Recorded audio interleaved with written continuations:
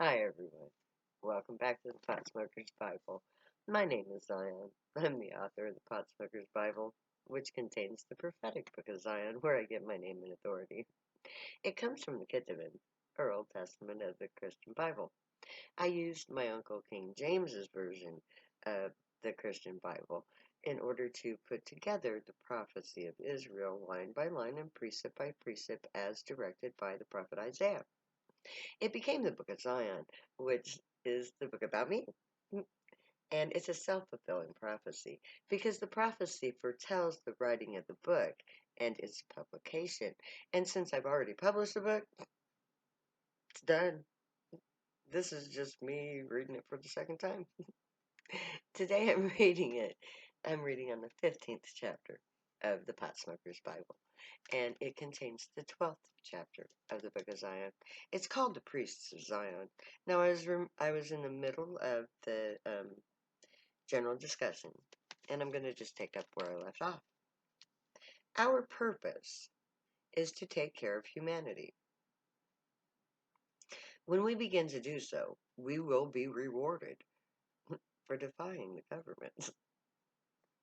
Our use of drugs will become what is meant to be, the means to become more than human, so that we can take care of those who choose to remain human.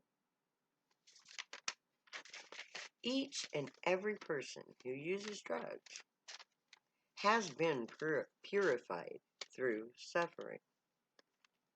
The struggle to exist in a society that wages a genocidal war against you is paramount.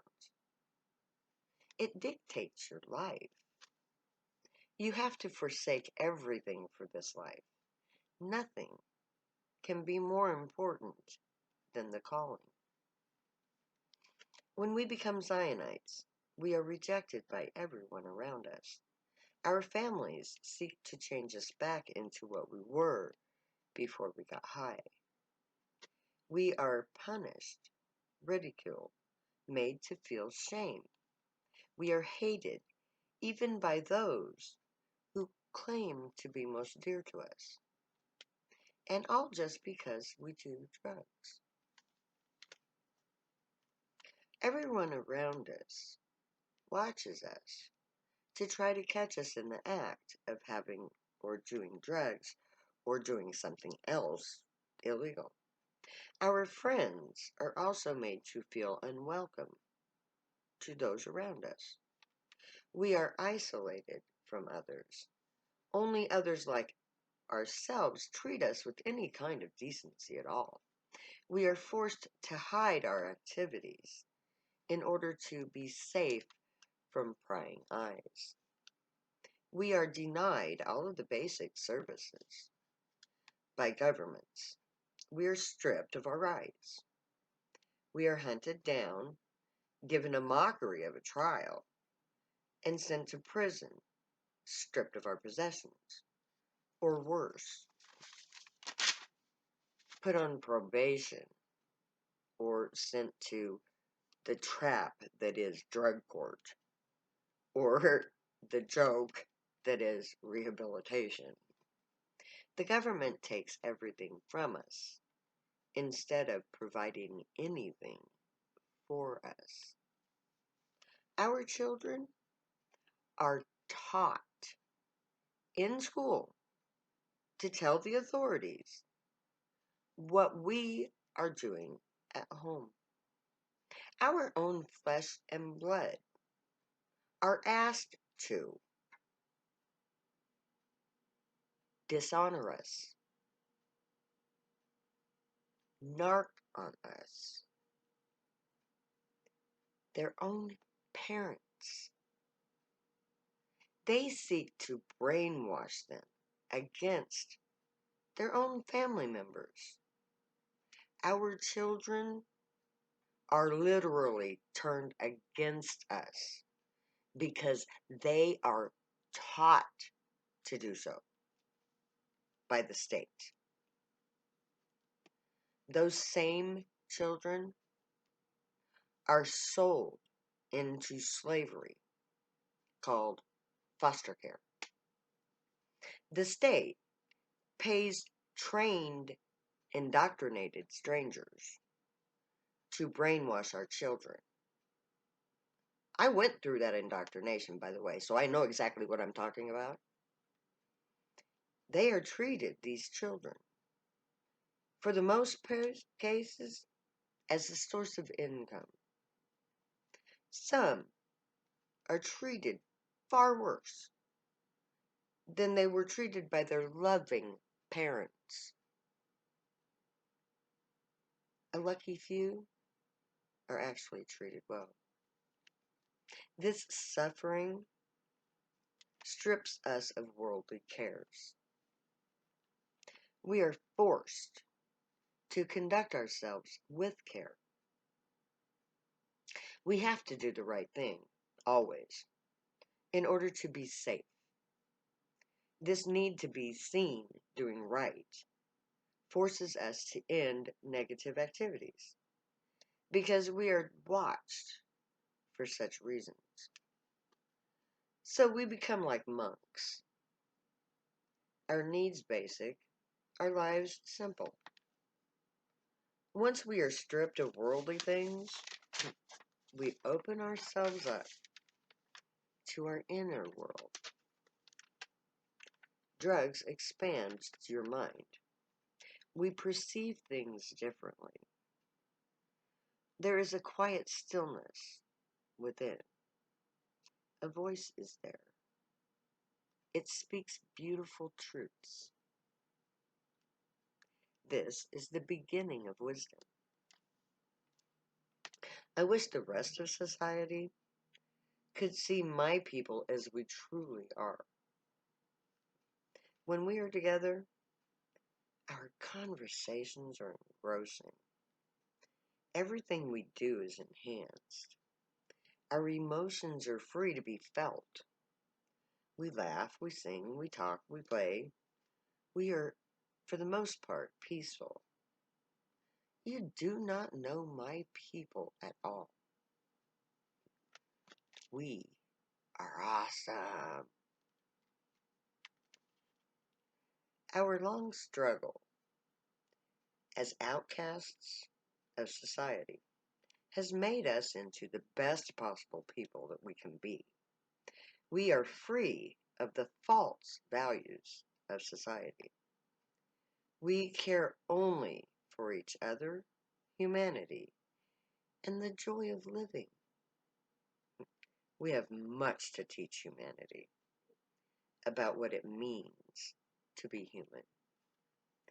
The war on drugs was waged by the governments of this world in order to prevent their loss of power over our society. The Grey wanted to end our childish use of money and our use of violence to control each other. The priesthood of Zion is their means, the Greys' means to do so. So the governments have tried to prevent my people from becoming who we are meant to be. The war on drugs is a war against the Grey and their human children. My people aren't like other people. We were created by a living God to be a link between humanity and those same living gray alien gods who from the heavens came, who created humanity. Our existence is intended to be a blessing to all humans. We are blessed and able to enjoy the very thing that we use to do our work. We are the people with a purpose. My people were created to serve other people. A prophet. It's the only prophet there is. When the priests of Zion take up their duties as interpreters for the Grey, our place in society will be completely reversed. We will be blessed because we will have the blessings of others. The world will be transformed for the better. The worldview will change. Humanity will change. Because once again, the God speaks to humanity through the priesthood of Zion.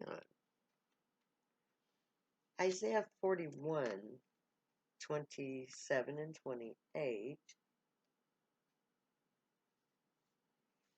begins with the first, who I believe is Ishi, my own baby daddy, the first gray to be in official contact with the humans since their return.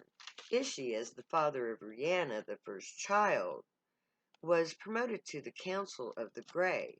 He is the eldest parent, the first father. He speaks for the Gray. Therefore, he is designated the first. The first one says, "Behold, behold them, the priests of Zion. And I will give to Jerusalem one that brings good tidings." I believe that somewhere in Israel is a prophet of the Jewish bloodline who is also a true pot-smoking Zionite. This Jewish pot smoker is the new Jew of Zion, a Hebrew pot-smoking priest. This priest, this prophet of Zion and Israel, will be the new spiritual leader of Jerusalem. He is the first true Hebrew Zionite priest, a Levite priest, a son of Aaron, perhaps.